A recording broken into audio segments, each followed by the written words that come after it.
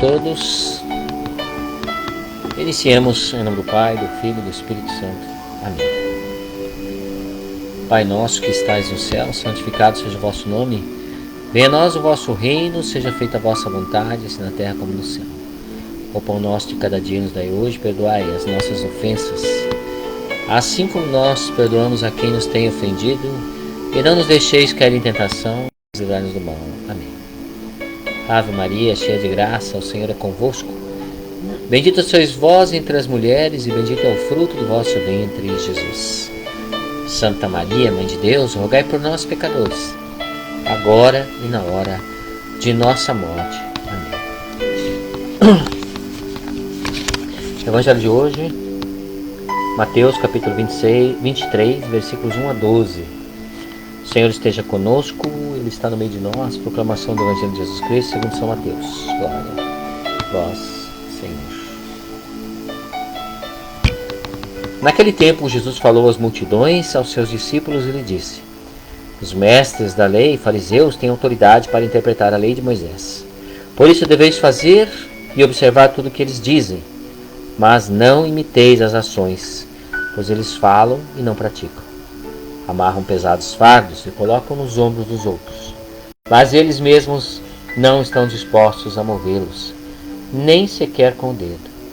Fazem todas as suas ações só para serem vistos pelos outros. Eles usam faixas largas com trechos da Escritura na testa e nos braços. Repõem roupas longas, com longas franjas. Gostam do lugar de honra nos banquetes, dos primeiros lugares nas sinagogas. Gostam de ser cumprimentados pelas praças públicas e de serem chamados de mestre. Quanto a vós, nunca vos deixei chamar de mestre, pois um só é o mestre de todos vós, e que todos vós sois irmãos. Na terra não chameis ninguém de pai, pois um só é vosso Pai, aquele que está nos céus. Não deixeis que vos chamem de guias, porque um só é vosso guia, Cristo. Pelo contrário, o maior entre vós deve ser aquele que vos serve. Quem se exaltar será humilhado, quem se humilhar será exaltado. Palavra da salvação. Glória a vós, Senhor. Irmãos e irmãs, essa liturgia do dia de hoje nos fala de algo muito sério e muito difícil para nós, né? É um evangelho que é tão antigo e é tão presente, né? Tudo que Jesus fala aqui acontece hoje em nosso meio, acontece hoje na sociedade, no mundo que vivemos. Tudo que Jesus prega aqui nesse momento parece que Ele está falando do nosso tempo. Por isso que é a palavra de Deus, né? Ela é antiga, mas ela se renova a cada dia. Primeiro ele vê que os fariseus interpretam a lei. Os fariseus têm o poder de mestre da lei, né? De interpretar a lei de Moisés, porém não a vivem, né? Interpretam a lei para o povo, têm a licença para fazer isso. O que os incentiva a interpretar a lei não é verdadeiramente o anúncio da palavra, não é o conforto para o povo. Na verdade, o que os incentiva é a fama, é tudo aquilo que vem junto com o fato de ser aqueles que interpretam a lei, né? Toda a fama, toda a riqueza, todos os primeiros lugares, né? Eles usavam roupas, como o próprio Jesus diz, belíssimas, né? Os mestres da lei, os fariseus, aqueles que estavam à frente do povo, usavam roupas belíssimas, com longas franjas, faziam muitas orações, mas tudo isso para gloriar-se a si mesmo. Este é o problema. Não era Deus que era glorificado nas suas ações, a sua intenção não era glorificar a Deus. As suas intenções eram glorificar a si mesmo.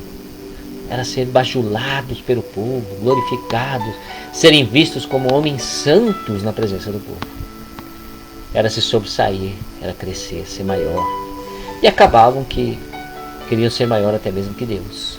Ao invés de levar o povo a glorificar a Deus, ao invés de levar o povo a Deus, eles se tornaram a pedra de tropeço, né? ou aqueles que Jesus dizia no Evangelho que nem entram e nem deixam os outros entrar. Assim eram os mestres da lei e os fariseus no tempo de Jesus.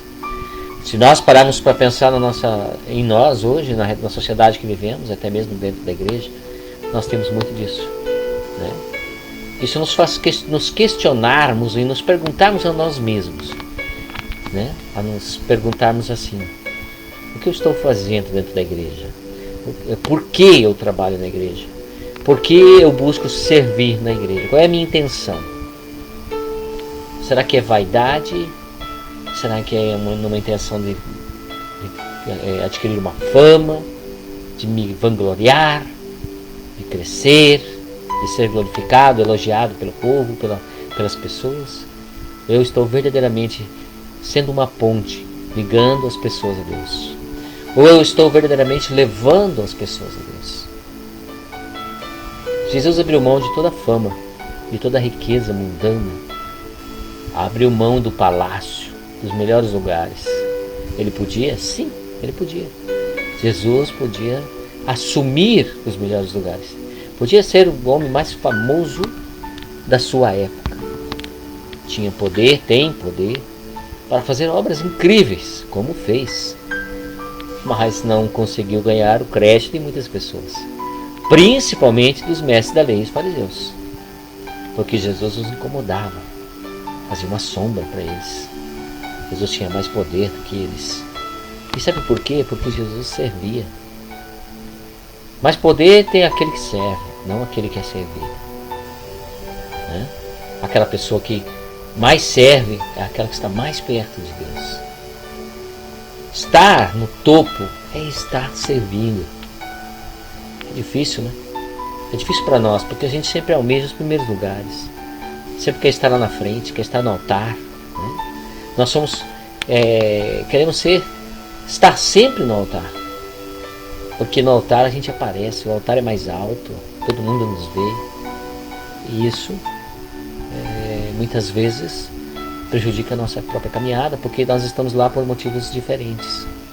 Quando devíamos estar a serviço de Cristo ser glorificado, não eu. Às vezes a gente assume qualquer coisa dentro da igreja e se acha maior que os outros. Eu sou mais do que você, porque eu sou um coordenador disso ou daquilo. Eu sou mais do que você porque eu tenho um cargo X dentro da igreja e você não tem cargo nenhum. Então eu mando, você me obedece. Esse é o grande problema. Nós estamos dentro da nossa igreja hoje abarrotados de pessoas que agem desta forma, infelizmente. Todo cargo, qualquer for o cargo que você tem dentro da igreja, não importa o que você é, coordenador do que você é, líder do que você é, não importa. Todo ele deve ser elevado para o louvor de nosso Senhor Jesus Cristo. Todo ele deve ter um intuito a todas as pessoas que nos cercam e aqueles que estamos à frente aqui, né, como um coordenador, um líder, levá-los a Deus, levá-los à presença de Cristo. Às vezes nós nos tornamos um empecilho para as pessoas. Veja que Jesus falava assim para o seu povo: façam o que eles estão mandando, mas não façam o que eles fazem. É o contrário, né? Ao contrário não, tem aquele ditado, né? Faça o que eu mando, não faça o que eu faço. É justamente isso que Jesus nos fala. Faça aquilo que eles dizem, porque eles diziam a palavra de Deus, mas não façam como eles. Por quê? Porque eles não viviam a palavra de Deus. O que Jesus nos pede hoje nesse Evangelho é uma ação que esteja uma palavra que esteja acompanhada da ação. Jesus quer que eu pregue aquilo que eu vivo, né? Aí está a dificuldade, né? Todo mundo quer falar de Jesus. Mas o que Jesus está nos dizendo hoje é assim: façamos da nossa vida a palavra de Deus. Que a palavra de Deus não seja dita, mas seja vivida em nossa vida e observada pelos nossos irmãos que nos cercam. Adianta eu dizer que você é um cara legal, uma mulher maravilhosa, mas que eu odeio seus filhos? Que eu não gosto dos seus filhos? Será que você vai conseguir me amar? Será que você vai conseguir me aceitar? Se eu disser para você: olha, você é uma pessoa de boa, mas teu filho não vale nada, eu odeio seu filho. quando nós odiamos alguém, quando nós fazemos o mal a alguém, estamos fazendo o mal a um filho de Deus, né? Hoje eu via alguém que dizia assim, uma pregadora, né? Ela dizia que, deixa eu ver se eu me lembro, ela dizia que Jesus veio para aqueles que o acolheram, né? Mais ou menos isso. Eu discordo. Jesus veio para todos, para aqueles que o acolheram e também para aqueles que não o acolheram, para aqueles que ouviram a sua palavra e também para aqueles que não ouviram. Aqueles que não ouviram, não é que o Senhor não veio para eles, eles rejeitaram a palavra de Deus. É diferente. Deus veio no absurdo do amor de Deus para toda a humanidade, para aqueles que eu acho que merecem e para aqueles que eu acho que não merecem. Muitas vezes, a gente fala da palavra de Deus e não a vive no momento que nós precisamos viver. Vivemos muito hoje, isso tem muito dentro da igreja hoje. As pessoas vivem do culto, né? Eu vou na missa, faço todas as reflexões, faço tudo que as orações, né? Vivem ali daquele culto, mas aquilo não se torna presente na vida, né?